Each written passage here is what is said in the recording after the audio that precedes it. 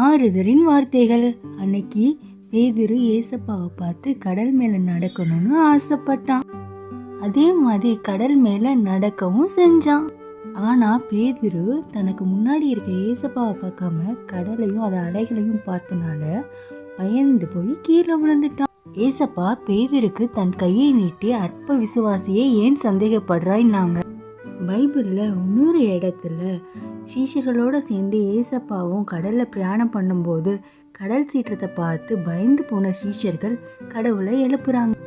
அதுக்கு ஏசப்பா, ஏன் இப்படி பயப்பட்டீர்கள், ஏன் உங்களுக்கு விசுவாசம் இல்லாமல் போயிட்டு அப்படின்னு சொல்லிட்டு கேட்பாங்க. அதே மாதிரி நம்மளும் நம்மளுக்கு முன்னாடி இருக்கிற பிரச்சனையை பார்த்து பார்த்து பார்த்து நம்ம விழுந்து போகிறோம் அப்படின்னு தெரியாமலே நிறைய நேரம் விழுந்து போயிடுறோம். நம்ம வாழ்க்கையில் என்ன பிரச்சனை போராட்டம் வந்தாலும் நம்ம பயப்படாமல் கடவுளை மட்டும் விசுவாசத்தோட முழு மனசாக பிடிச்சுக்கிட்டோம்னா அதில் இருந்து மீண்டு வர்றதுக்குரிய பலனை கண்டிப்பாக கடவுள் நமக்கு தருவார்.